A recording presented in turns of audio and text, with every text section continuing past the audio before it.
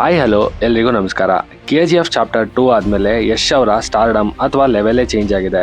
ಅದರಲ್ಲೂ toxic ಫಿಲಮ್ನ introducing ರಾಯಾ teaser release ಆದಾಗಲಿಂದ ಇಲ್ಲಿ ತನಕ ಕಂಟಿನ್ಯೂಯಸ್ ಆಗಿ ಫಿಲಮ್ ಇಂಡಸ್ಟ್ರಿಲಿ ಕೇಳಿ ಬರ್ತಾ ಇರುವಂಥ ನೇಮ್ ಅಂತಂದರೆ ಯಶ್. ಫಿಲಮ್ ಅಂತಂದರೆ ಟಾಕ್ಸಿಕ್ ಮತ್ತು ರಾಮಾಯಣ. ಸೊ ಇದು ಯಾಕೆ ಇಷ್ಟೊಂದು ಹೈಪ್ ಆಗ್ತಾ ಇದೆ? ಇದು ಬರೀ ಬಿಲ್ಡಪ್ಪ ಅಥವಾ ಬೇರೆ ಏನು? ಆ್ಯಂಡ್ ಯೋಗರಾಜ್ ಭಟ್ ಅವರು ಏನು ಹೇಳಿದ್ರು ಆ್ಯಂಡ್ ಸ್ಟಾರ್ಸ್ ಇವರ ಬಗ್ಗೆ ಏನು ಹೇಳ್ತಿದ್ದಾರೆ ಎಲ್ಲನೂ ಡೀಟೇಲ್ಡ್ ಆಗಿ ಮಾತಾಡ್ಕೊಬರೋಣ. ಅದಕ್ಕೆ ನೀವು ವಿಡಿಯೋನ ಕೊನೆ ತನಕ ನೋಡಿ. ಆ್ಯಂಡ್ ನಾನು ಮಾಡುವಂಥ ಕಂಟೆಂಟ್ ನಿಮ್ಗೆ ಇಷ್ಟ ಆದರೆ ಮಾತ್ರನೇ ನನ್ನ ಚಾನಲ್ನ ಸಬ್ಸ್ಕ್ರೈಬ್ ಮಾಡಿಕೊಂಡು ಸಪೋರ್ಟ್ ಮಾಡಿ. ಇನ್ನು ಯಶ್ ಅವರು KGF ಚಾಪ್ಟರ್ 1 ಆ್ಯಂಡ್ ಚಾಪ್ಟರ್ 2 ಇಂದ ಆಲ್ ಓವರ್ ಇಂಡಿಯಾ ಇವ್ರ ಕಡೆ ತಿರುಗಿ ನೋಡೋ ಹಾಗೆ ಮಾಡ್ಕೊಂಡ್ರು. ಜೊತೆಗೆ ರಾಕಿ ಬಾಯ್ ಅನ್ನೋ ಒಂದು ಸ್ಟಾರ್ಡಮ್ನು ಕೂಡ ಬಿಲ್ಡ್ ಮಾಡ್ಕೊಂಡ್ರು. ಬಟ್ ಇದಾದ್ಮೇಲೆ ಯಶ್ ಅವರು ಮತ್ತೆ ಯಾವುದೇ ರೀತಿಯ ಹೊಸ ಫಿಲಮ್ನ ಒಪ್ಕೊಳ್ಳಿಲ್ಲ. ಅವಾಗ ಎಲ್ಲ ಅನ್ಕೋತಾ ಇದ್ರು KGF ಇವರ ಲಕ್ ಅಷ್ಟೇ ಅಂತ. ಬಟ್ ಈ 2 ಇಯರ್ಸ್ ಗ್ಯಾಪಲ್ಲಿ ಇವರು ತುಂಬ ಸ್ಟೋರಿಗಳನ್ನ ಕೇಳಿ ಫೈನಲಿ ಒಪ್ಕೊಂಡಂಥ ಫಿಲಮ್ ಅಂತಂದರೆ ಅದು ಟಾಕ್ಸಿಕ್. ಮೊದಲನೇದಾಗಿ ಟಾಕ್ಸಿಕ್ಗೆ ಯಾಕೆ ಇಷ್ಟೊಂದು ಬಿಲ್ಡಪ್ ಅಂತ ಮಾತಾಡೋದಾದರೆ, ಇದು ಇವಾಗಲೇ ನಿಮಗೆ ಗೊತ್ತಿರೋ ಹಾಗೆ ಗೀತು ಮೋಹನ್ ದಾಸ್ ಅವರ ಡೈರೆಕ್ಷನ್ಲಿ ಬರ್ತಾ ಇರುವಂಥ ಫಿಲಮ್. ಬಟ್ ಎಷ್ಟೋ ಜನಕ್ಕೆ ಗೊತ್ತಿಲ್ಲ, ಗೀತು ಮೋಹನ್ ದಾಸ್ ಅವರ ಸ್ಟೋರಿ ಟೆಲ್ಲಿಂಗ್ ತುಂಬ ಚೆನ್ನಾಗಿರುತ್ತೆ. ಆ್ಯಂಡ್ ಇವರ ಶಾರ್ಟ್ ಫಿಲಮ್ ಆಗಿರ್ಬೋದು ಅಥವಾ ಇವರು ಡೈರೆಕ್ಟ್ ಮಾಡಿರುವಂಥ 2 ಫಿಲಮ್ಗೂ ಕೂಡ ತುಂಬ ಅವಾರ್ಡ್ಸ್ ಬಂದಿದೆ ಅಂತ. ಇನ್ನು ಇವರ ಡೈರೆಕ್ಷನ್ಲಿ ಮತ್ತು ಯಶ್ ಆ್ಯಂಡ್ ಗೀತು ಮೋಹನ್ ದಾಸ್ ಅವರ ಕಾಂಬೋ ಸ್ಟೋರಿ ರೈಟಿಂಗಲ್ಲಿ ಬರ್ತಾ ಇರುವಂಥ ಈ ಫಿಲಮ್ ಅಪ್ಪ ಮಗನ ಮಧ್ಯೆ ನಡೀತಾ ಇರುವಂಥ ಒಂದು ಬಿಗ್ ಸಗ. ಮತ್ತು ಯಶ್ ಅವರೇ ಹೇಳ್ಕೊಂಡಿರೋ ಹಾಗೆ ಇದು 1947 ಇಂದ 1961 ಪೀರಿಯಡ್ ಆಫ್ ಟೈಮಲ್ಲಿ ಪೋರ್ಚುಗೀಸ್ ಅವರ ರೂಲಿಂಗಲ್ಲಿ ಇದ್ದಂಥ ಗೋವಾದಲ್ಲಿ ನಡೆಯುವಂಥ ಕತೆ. ಆ್ಯಂಡ್ PHF ಅವರಿಂದ ಲೀಕ್ ಆಗಿರೋ ಸ್ಟೋರಿ ಪ್ರಕಾರ ಇದು ಪವರ್ಗೋಸ್ಕರ ನಡೆಯುವಂಥ ಒಂದು ಗ್ಯಾಂಗ್ಸ್ಟರ್ ವಾರ್ ಆಗಿರುವಂಥ ಸ್ಟೋರಿ. ಸೊ ಇಲ್ಲಿ ಡೆಫಿನೆಟ್ಲಿ ನಾವು ಒಂದು ಒಳ್ಳೆ ಸ್ಟೋರಿನ ಎಕ್ಸ್ಪೆಕ್ಟ್ ಮಾಡ್ಬೋದು. ಅಷ್ಟೇ ಅಲ್ಲ, ಇದಕ್ಕೆ ಇನ್ನೂ ಹೈಪ್ ಮಾಡ್ತಾ ಇರುವಂಥ ಫ್ಯಾಕ್ಟ್ಸ್ ಯಾವುದು ಅಂತಂದರೆ, ಮೊದಲನೇದು ಇದರ ಆ್ಯಕ್ಷನ್ ಸೀಕ್ವೆನ್ಸ್ನ ಡೈರೆಕ್ಟ್ ಮಾಡಿರೋದು ಹಾಲಿವುಡ್ನ ಫೇಮಸ್ ಆ್ಯಕ್ಷನ್ ಡೈರೆಕ್ಟರ್ ಆಗಿರುವಂಥ JJ ಪೆರಿ ಅವರು. ಅಂದರೆ ಜಾನ್ ವಿಕ್ ಫಿಲಮ್ ನೋಡಿದ್ದೀರಲ್ವಾ, ಆ ಫಿಲಮ್ಗೆ ಆ್ಯಕ್ಷನ್ ಸೀಕ್ವೆನ್ಸ್ನ ಡೈರೆಕ್ಟ್ ಮಾಡಿದವರೆ ಈ ಫಿಲಮ್ಗೂ ಕೂಡ ಡೈರೆಕ್ಟ್ ಮಾಡ್ತಾ ಇದ್ದಾರೆ. ಎರಡನೆಯ ಫ್ಯಾಕ್ಟ್ ಅಂತಂದರೆ ಇದರಲ್ಲಿ ಯೂಸ್ ಮಾಡಿರುವಂಥ ಲೇಟೆಸ್ಟ್ ಟೆಕ್ನಾಲಜಿ ಮತ್ತು ಹಾಲಿವುಡ್ ಟೈಪಲ್ಲಿರುವಂಥ ಫಿಲಮ್ನ ಸ್ಕೇಲ್. ಮೂರನೆಯ ಫ್ಯಾಕ್ಟ್ ಅಂತಂದರೆ ಅದು ಅಷ್ಟು ಜನ ಹೀರೋಯಿನ್ಸ್ ಇರೋದು. ಅಂದರೆ 5 ಜನ ಹೀರೋಯಿನ್ಸಲ್ಲಿ 3 ಜನ ಡಿಫ್ರೆಂಟ್ ಇಂಡಸ್ಟ್ರಿಲಿ one of the top heroines ಆಗಿದ್ದಾರೆ. ಆ್ಯಂಡ್ ಇದರಲ್ಲಿ 2 ವಿಲ್ಲನ್ಸ್ ಅನ್ನೋ ಫ್ಯಾಕ್ಟ್ಸ್. ನಾಲ್ಕನೆಯದು, ಈ ಫಿಲಮ್ ಇಂಡಿಯಾದಿಂದ ಹಾಲಿವುಡ್ಗೆ ಹೋಗ್ತಾ ಇರುವಂಥ ಫಸ್ಟ್ ಸ್ಟಾರ್ ಹೀರೋ ಫಿಲಮ್ ಅನ್ನೋದು. ಯಾಕೆ ಅಂದರೆ ಇದು ಇಂಗ್ಲೀಷ್ ವರ್ಷನಲ್ಲೂ ಕೂಡ ಶೂಟಿಂಗ್ ಆಗಿದೆ, ನಾಟ್ ಜಸ್ಟ್ ಡಬ್ಬಿಂಗ್. 5ನೆಯ ಫ್ಯಾಕ್ಟ್ ಯಾವುದಪ್ಪ ಅಂತಂದರೆ ಇದರಲ್ಲಿ ಯಶ್ ಅವರ ಲೇಯರ್ಡ್ ಆ್ಯಕ್ಟಿಂಗ್ ಮತ್ತು ಡಬಲ್ ಆ್ಯಕ್ಟಿಂಗಿಂದ, ಅದರಲ್ಲೂ ಕೂಡ ಮೇಯ್ನಾಗಿ ಎಂಗೇಜ್ ಲುಕ್ ಇದೆಯಲ್ಲ, ಅಂದರೆ ಟಿಕೆಟ್ ಲುಕ್ ಇದೆಯಲ್ಲ ಅದರಿಂದ. ಮತ್ತು 6ನೆಯ ಫ್ಯಾಕ್ಟ್ ಅಂತಂದರೆ ಅದು ಈ ಫಿಲಮಲ್ಲಿ ಇರುವಂಥ ಸ್ಟೈಲ್ ಆ್ಯಂಡ್ ಇಂಟೆನ್ಸ್ ಆ್ಯಕ್ಷನಿಂದ. ಮತ್ತು ಇದರಲ್ಲಿರುವಂಥ ಡಾರ್ಕ್ ಟೋನ್ ಮ್ಯೂಸಿಕ್ ಇದರಿಂದನೂ ಕೂಡ ಸಿಕ್ಕಾಪಟ್ಟೆ ಹೈಪ್ ಕ್ರಿಯೇಟ್ ಮಾಡ್ತಾ ಇದೆ.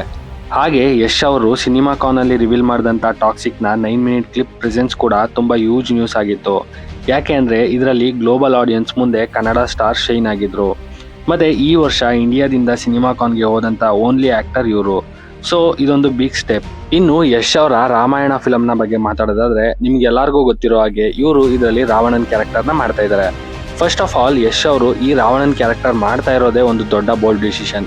ಯಾಕೆ ಅಂತಂದರೆ ಒಬ್ಬ ದೊಡ್ಡ ಸ್ಟಾರ್ ಹೀರೋ ಆಗಿ ಇವರು ಈ ಕ್ಯಾರೆಕ್ಟರ್ನ ಮಾಡ್ತಾ ಇರೋದು. ಯಾಕೆ ಅಂದರೆ ನಮಗೆ ರಾವಣ ಅಂದ ತಕ್ಷಣ ಮೈಂಡು ಬರೋದೇನು, ಅವನು ಸೀತೆನ ಅಪಹರಣ ಮಾಡ್ಕೊಂಡೋದ, ಅವನು ಕೆಟ್ಟವನು ಅಂತ. ಮತ್ತು ಇಷ್ಟೊಂದು ಕ್ರೇಜ್ ಇರೋ ಅಂಥ ಹೀರೋ ವಿಲ್ಲನ್ ಆಗಿ ಮಾಡಬೇಕು ಅಂದರೆ ಅವರ ಮುಂದಿನ ಕೆರಿಯರ್ ಹೇಗಿರುತ್ತೆ ಅನ್ನೋ ಡೌಟ್ ಕೂಡ ಇರುತ್ತೆ ಅಲ್ವಾ. ಸೊ ಇನ್ನು ರಾಮಾಯಣ ಫಿಲಮಲ್ಲಿ ಇವರೇ ಹೇಳ್ಕೊಂಡಿರೋ ಹಾಗೆ ಇವರ ರಾವಣನ ಕ್ಯಾರೆಕ್ಟರ್ ಬಂದು ಗುಡ್ ಮತ್ತು ಬ್ಯಾಡ್ ಎರಡರಲ್ಲೂ ಇರುತ್ತದೆ. ಅಂದರೆ ಶಿವನ ಭಕ್ತನಾಗಿ, ಒಬ್ಬ ಗ್ರೇಟ್ ಮ್ಯೂಸಿಷಿಯನ್ ಆಗಿ, ಒಬ್ಬ ಗ್ರೇಟ್ ವಾರಿಯರ್ ಆಗಿ, ಲಂಕಾ ರಾಜನಾಗಿ ಗುಡ್ ಸೈಡಲ್ಲಿ ಕಾಣಿಸ್ಕೊಳ್ತಾ ಇದ್ದಾರೆ.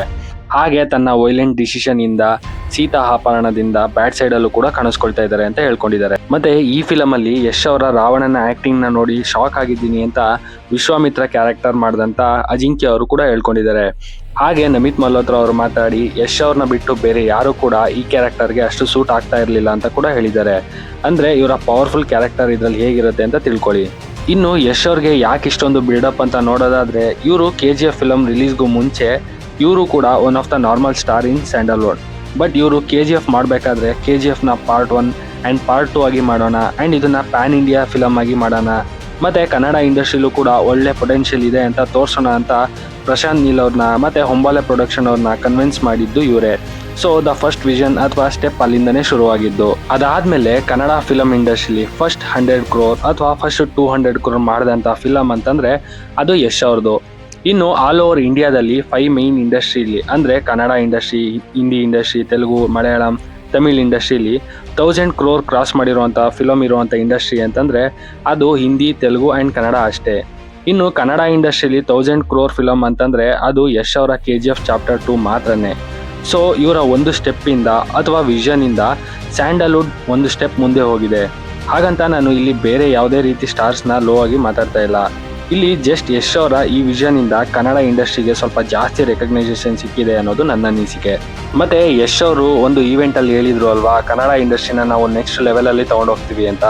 ಹಾಗೆ ಟಾಕ್ಸಿಕ್ ಫಿಲಮಿಂದ ಕನ್ನಡ ಇಂಡಸ್ಟ್ರಿನ ಹಾಲಿವುಡ್ ಲೆವೆಲ್ಗೆ ತೊಗೊಂಡೋಗ್ತಾ ಇದ್ದಾರೆ.